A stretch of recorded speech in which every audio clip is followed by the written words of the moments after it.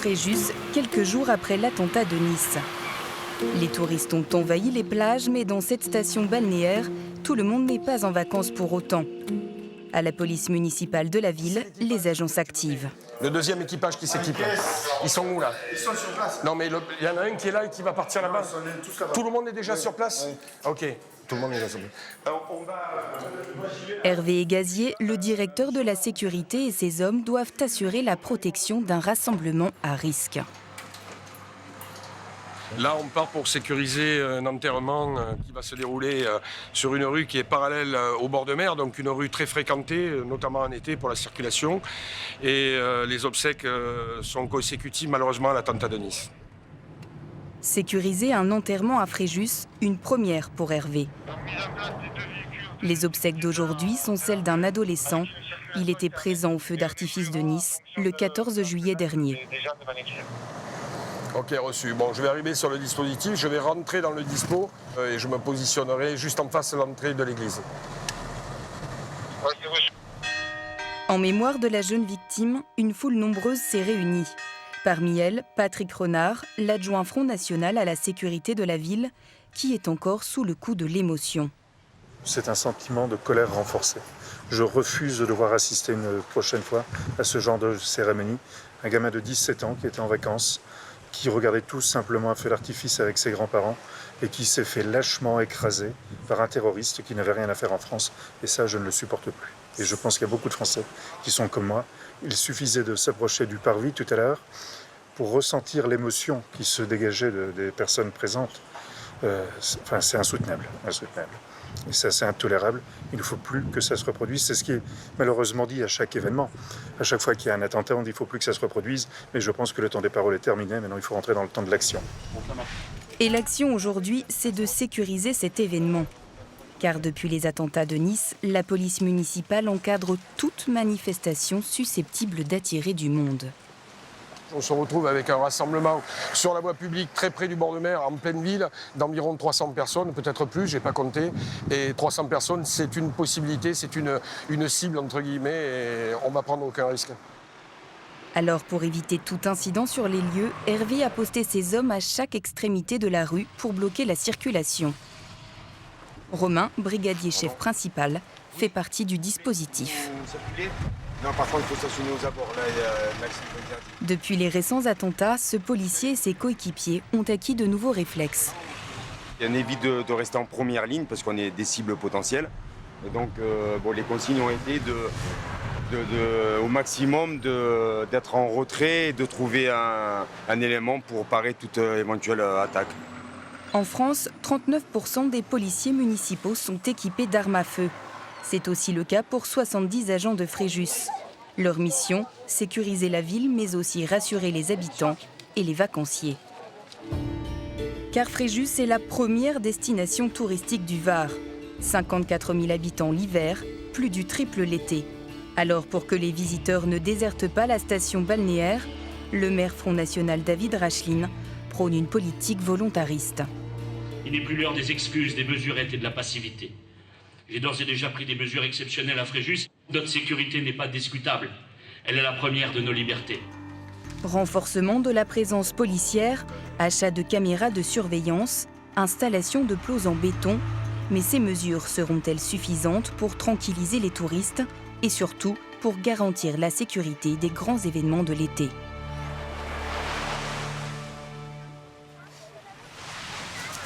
Faustine, allez! Christophe et sa famille viennent de Villeneuve-d'Ascq dans les Hauts-de-France. Ils étaient à Fréjus depuis quelques jours, au moment de l'attentat de Nice. On n'a pas cédé à la peur et puis à la psychose, quoi. On est en vacances, on essaie de pas trop penser à tout ça et d'essayer d'en profiter quand même malgré tout. Mais Christophe et ses enfants en sont conscients. Ils auraient pu se trouver sur la promenade des Anglais le 14 juillet dernier. Anthony, l'aîné, est encore marqué. Mon père m'a dit oui, j'aurais très bien pu envisager qu'on aille voir le feu d'artifice. Je me dis mince, ces gens là-bas qui sont morts à cause du terroriste dans le camion, j'aurais très bien pu en faire partie, quoi. Donc forcément... Comment tu te sens toi ici à Fréjus? Tu te sens en sécurité? Bah oui, je me sens en sécurité. Pas plus tard qu'aujourd'hui, quand on arrive sur la plage, on a vu beaucoup d'agents de police disséminés un peu dans les rues. Donc oui, ça donne un sentiment de sécurité. Des policiers qui ne rassurent pourtant qu'à moitié sa petite sœur Célia. Je suis un peu méfiante ce soir parce qu'il paraît qu'il y a le feu d'artifice. Et j'espère que ça va bien se passer aussi. Allez, go! Ce soir, un feu d'artifice est prévu sur le bord de mer et des centaines de touristes sont attendus. Avant, ils pourront profiter du marché nocturne de Fréjus qui se tient tous les soirs de l'été. Une manifestation qui fait la renommée de la ville.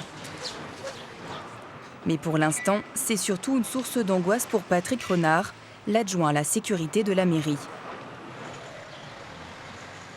Un endroit potentiellement à risque, le front de mer, là. Comme seule référence que je peux vous citer, c'est ce qui s'est passé à Nice.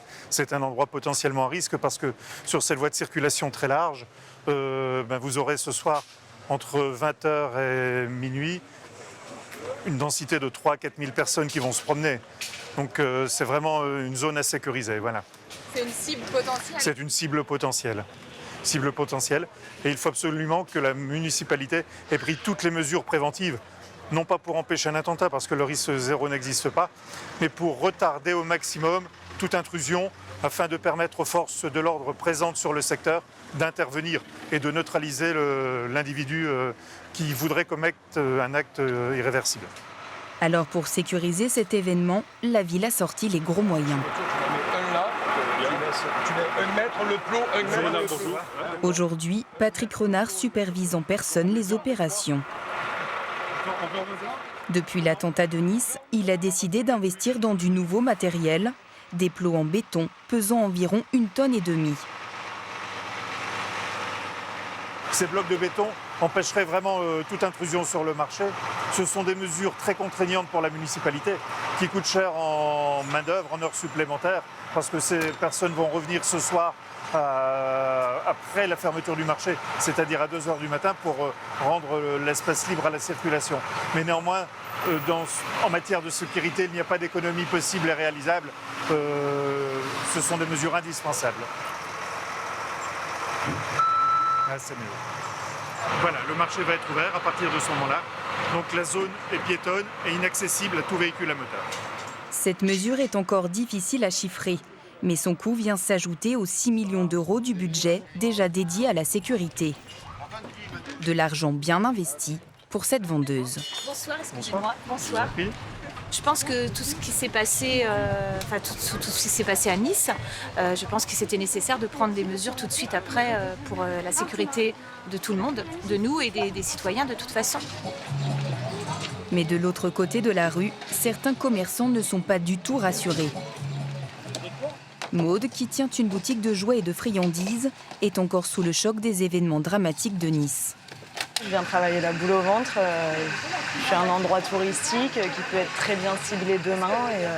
Et dans ces zones où il y a beaucoup d'affluence le soir ou même la journée, où beaucoup de monde se regroupe sur le marché nocturne, les plages, tout ça, je pense que c'est compliqué de tout surveiller et d'être à 100% protégé. Pourtant, la mairie essaie d'avoir des yeux partout. Elle dispose d'une centaine de caméras de vidéosurveillance installées en grande partie par la municipalité précédente.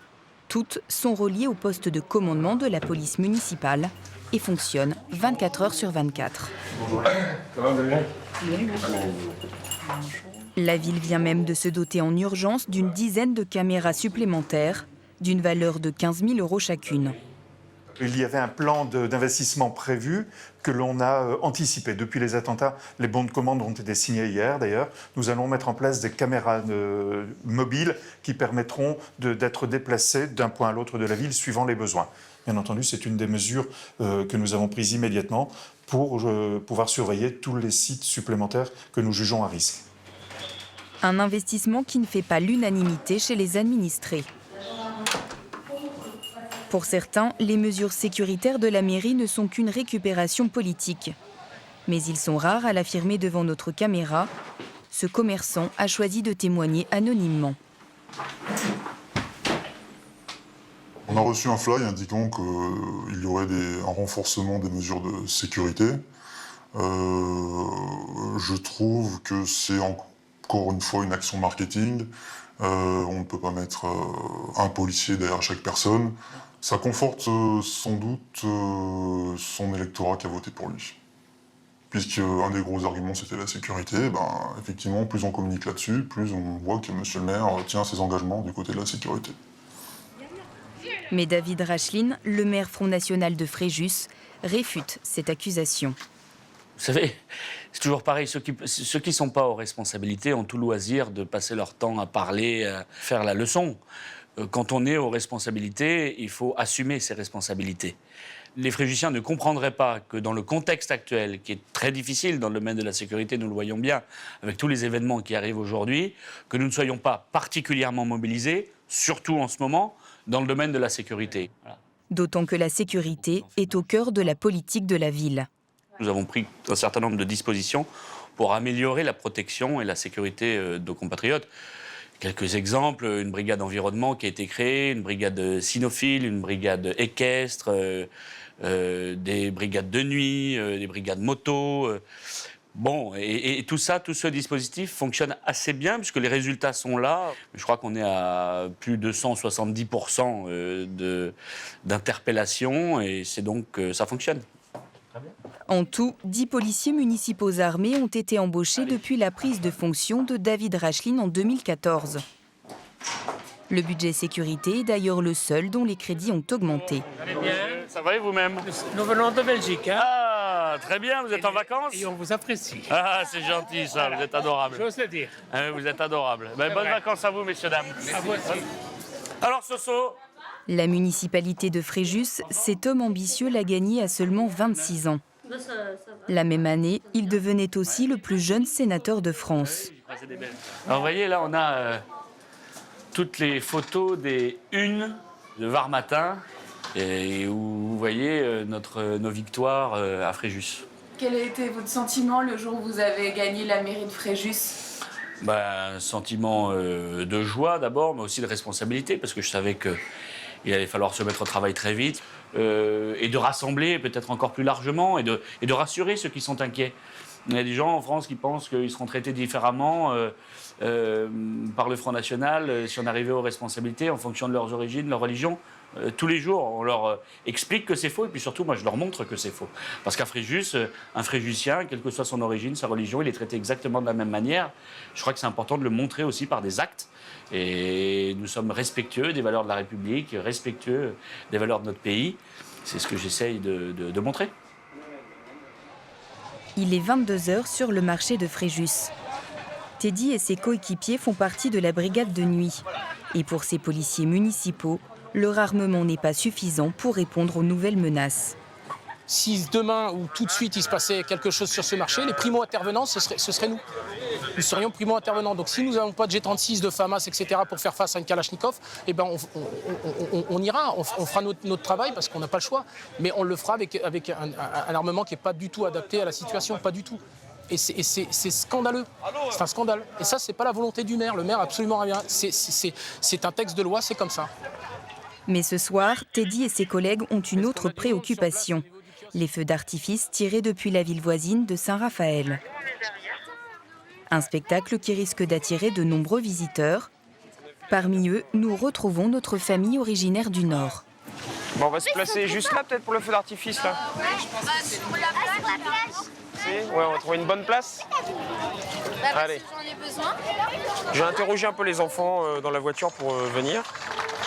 Bon, les petites m'ont dit qu'elles avaient un peu peur, mais que ça allait. Hein, Faustine? Voilà.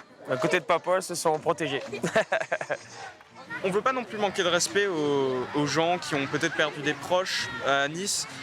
Mais voilà, il faut vraiment continuer à faire des trucs comme aller à un feu d'artifice. Un truc qui paraissait banal il y a quelques années, par exemple. Enfin, quand le terrorisme n'était pas aussi présent, je vais dire. Mais aller à un feu d'artifice, ouais, ça peut faire toute la différence. Ça peut dire, oui, on continue à y aller. Un bouquet final pour clore un séjour en beauté. Christophe et ses enfants repartent dans moins de 48 heures, après 2 semaines de farniente sur les plages de Fréjus.